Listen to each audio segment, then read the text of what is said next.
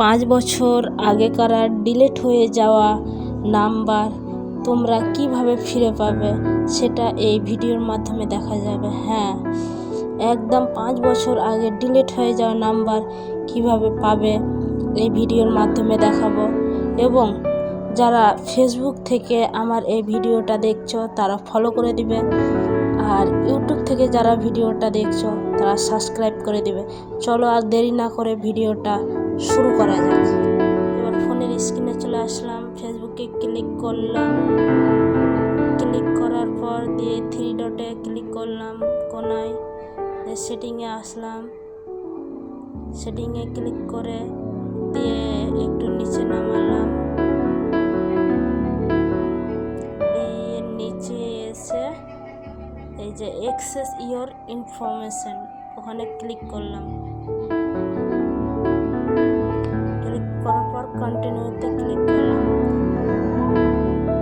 একটু ওয়েট করে তারপরে দেখো পার্সোনাল ইনফরমেশন ওখানে আসলাম।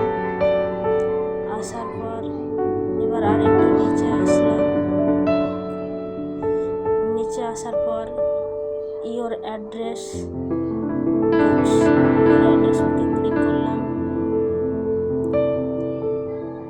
ক্লিক করার পর দেখো তোমাদের ডিলিট হয়ে যাওয়া সে পুরাতন নাম্বারগুলো এখান থেকে সম্পূর্ণই পাবে ফেসবুকে।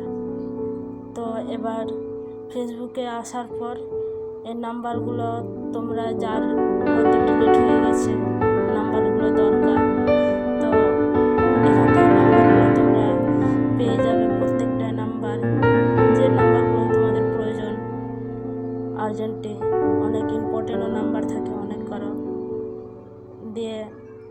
এই যে দেখো আমার এতগুলো নাম্বার ডিলিট হয়ে গেছে, এখন নাই, যে কোনো একটা নাম্বারে ক্লিক করলাম।